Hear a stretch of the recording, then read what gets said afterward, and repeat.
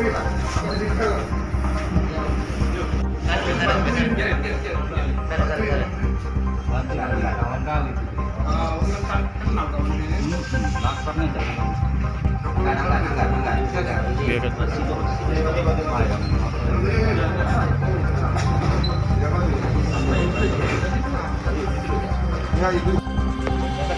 orang ini melawan dan salah satunya atas nama Ahmad Usman ini, Ahmad Anto ini akan mengeluarkan sesuatu dari pinggangnya yang ternyata adalah senpira.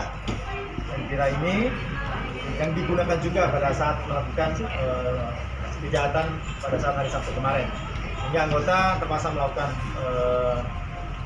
pembelaan diri dan mengamankan, melemahkan dengan menembak kedua orang tersangka ini.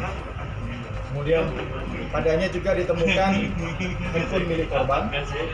Ini handphonenya, kemudian pisau, dan pada saat setelah diamankan, hasil pengembangannya ditemukan kendaraan milik korban, motornya yang sudah dijual terhadap pelaku lainnya yang tadi saya sebutkan di awal sebagai korban, sebagai pelaku penadahan 480 atas nama Alham, warga desa Tanjung Lumbu.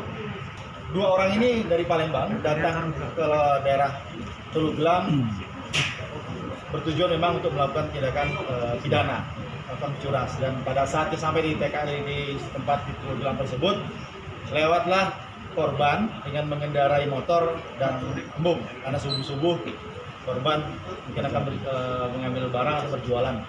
Kemudian dihentikan, dihadang, korban melawan, akhirnya ditembak. Namun memang tembakan ini menurut pengakuan ya, kalau di TKP proyektilnya tidak ada, sehingga korban meninggal. Motor diambil sekitar 5 kilo, embung ini dibuang di jembatan. Nah, inilah yang menjadi salah satu dasar kita untuk bisa menentukan fokus kemana arah penyelidikan kami sebelumnya. Berapa motornya dijual ada? 2,3 juta. Ada dari rumah, kalau kami kan karena dari rumah sekitar jam 4. Keseharian korban ini, Pak? Pribadinya, Pak? Baik. Dia baik sekali. Baik dari mana?